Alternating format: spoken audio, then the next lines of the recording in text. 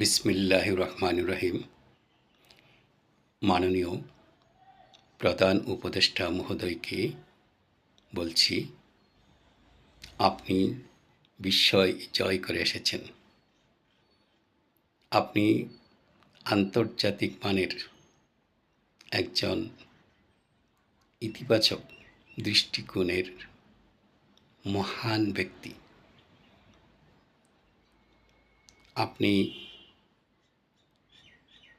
যা করতে চেয়েছেন, যা স্বপ্ন দেখেছেন, এর চেয়ে বেশি অ্যাচিভমেন্ট আপনার।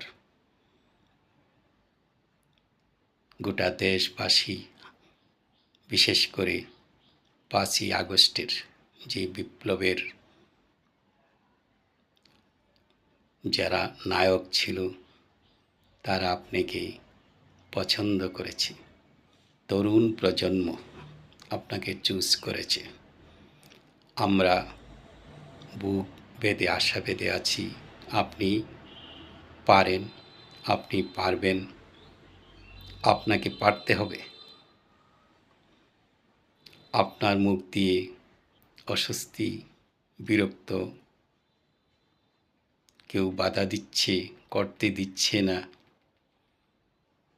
কোনো নাই শুনতে চাই না।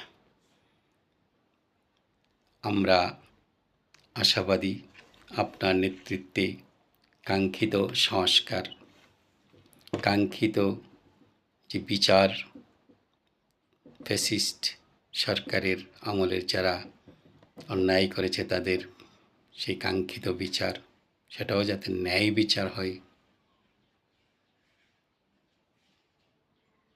বহু কাঙ্ক্ষিত গণতন্ত্রকে প্রাতিষ্ঠানিক রূপ দেওয়ার যে প্রথম যেই পদক্ষেপ, একটা সবার কাছে গ্রহণযোগ্য একটা নির্বাচন,